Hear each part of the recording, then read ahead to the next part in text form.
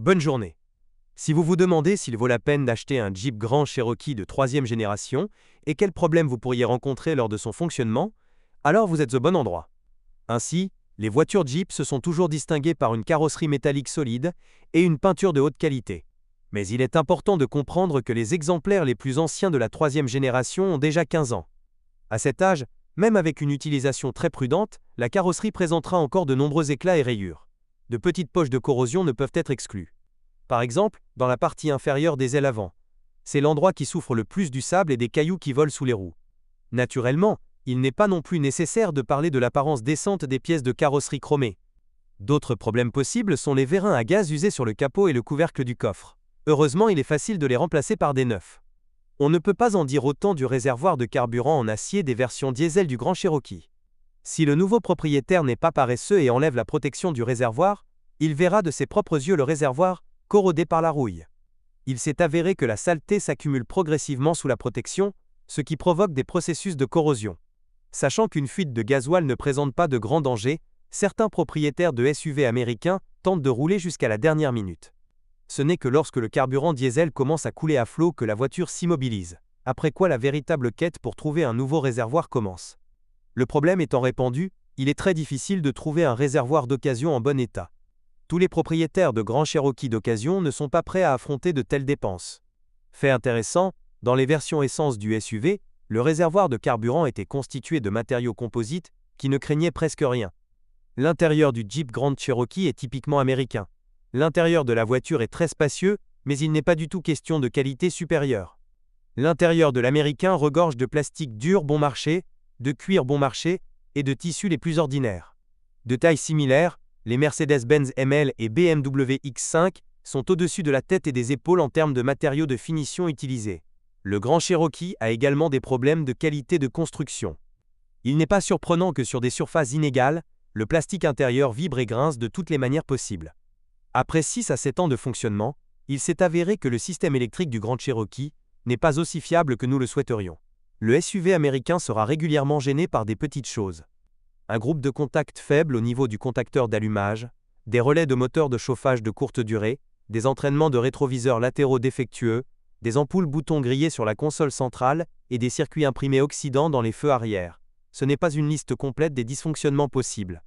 La seule grâce salvatrice est que la plupart des électriciens automobiles sont capables de résoudre les problèmes qui surviennent. Il n'y a aucun problème avec le moteur à essence de 3,7 litres, qui équipe la plupart des modèles de notre marché. Ce 6 est structurellement très simple, grâce auquel il peut facilement supporter 500 000 km avant la première révision majeure. L'essentiel est de ne pas se laisser emporter par des démarrages brusques. La chaîne de distribution souffre d'une accélération rapide du moteur jusqu'à la vitesse maximale. Ceux qui aiment conduire activement devront le changer après un kilométrage de 70 000 à 80 000 km. Il ne faut pas se laisser emporter par le franchissement de gués profonds. La prise d'air du moteur est franchement mal conçue, c'est pourquoi le moteur peut s'étouffer, même en traversant une flaque d'eau profonde. En hiver, le système de ventilation du carter nécessite une attention particulière. En été, régime de température de fonctionnement du moteur. Lorsque la température de fonctionnement est dépassée, la culasse en aluminium se déforme instantanément. Les propriétaires de Grand Cherokee ne doivent pas négliger le nettoyage régulier des radiateurs. Le démarreur, qui tombait en panne trop souvent sur les SUV au cours des premières années de production, pourrait également nécessiter une attention particulière. Dans les années 2000, Chrysler et Daimler ont collaboré activement, grâce à quoi le Grand Cherokee a reçu un moteur diesel Mercedes. Il n'y a aucune plainte concernant sa fiabilité. De graves problèmes ne surviendront qu'avec les propriétaires qui ont délibérément décidé de ne pas consacrer de temps et d'argent à l'entretien. Mais dans la plupart des cas, un moteur Mercedes-Benz dure facilement 300 à 350 000 km. Cependant, il n'est toujours pas possible de qualifier un moteur allemand d'idéal. Son point faible est l'entraînement des volets du collecteur d'admission, dont le moteur s'est avéré trop faible. Dans de rares cas, il peut supporter plus de 150 000 km. Le premier signe d'un dysfonctionnement imminent est une perte de puissance.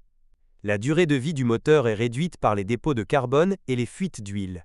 Vous devrez supporter ce dernier, car le diesel Mercedes V6 a tendance à s'embuer avec l'huile.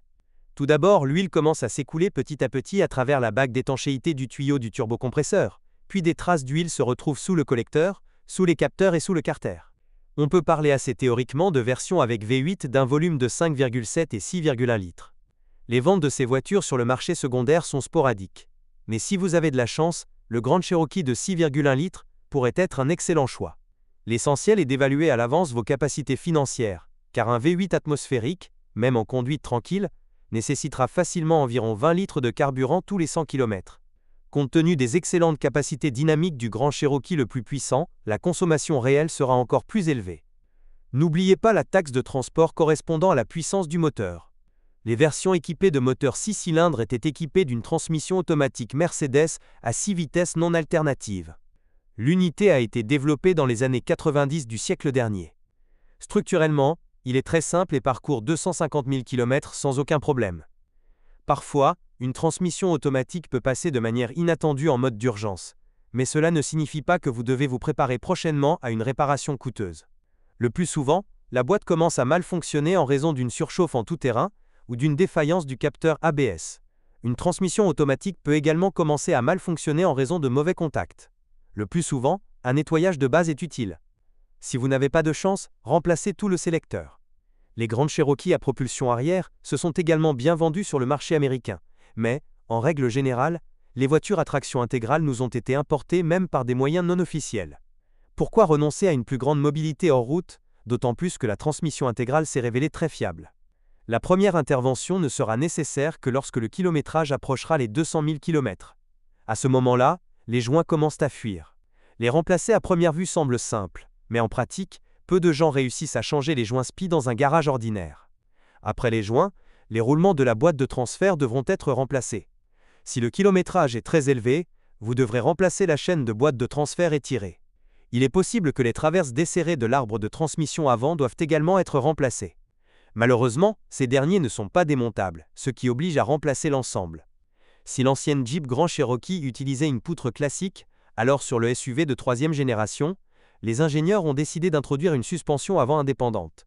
Avec le nouveau châssis, la voiture est devenue plus confortable et roulait beaucoup mieux, mais en termes de fiabilité, les choses ont empiré. Cependant, en comparaison avec ses camarades de classe européens, la suspension du Grand Cherokee peut presque être qualifiée de norme de fiabilité. La suspension peut être réparée sans dispositifs spéciaux ni outils sophistiqués. En conséquence, le coût de remplacement des consommables est très faible. Les roulements de roues sont les premiers à tomber en panne. Ils durent un kilométrage de 50 à 60 000 km. Les bagues et les jambes de force stabilisatrices associées aux amortisseurs avant durent environ 100 000 km. Les rotules peuvent supporter beaucoup plus, jusqu'à 150 000 km.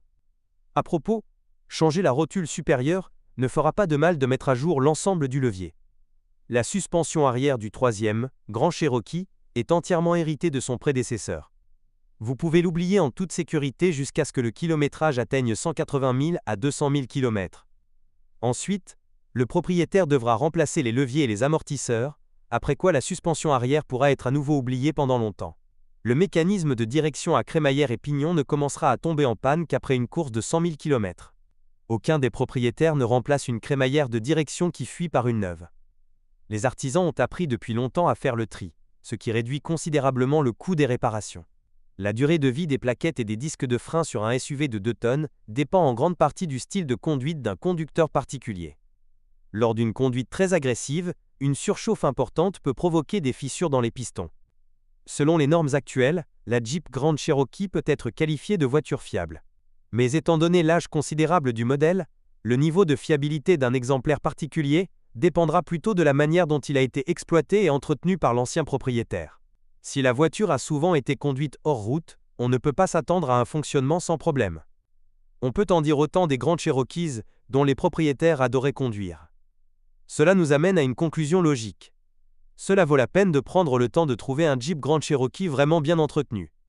Dans ce cas, si vous ne recherchez pas une qualité supérieure, la voiture ne vous décevra certainement pas. Si vous êtes propriétaire, assurez-vous de laisser un commentaire sur cette voiture. Votre avis aidera certainement les autres à choisir une voiture.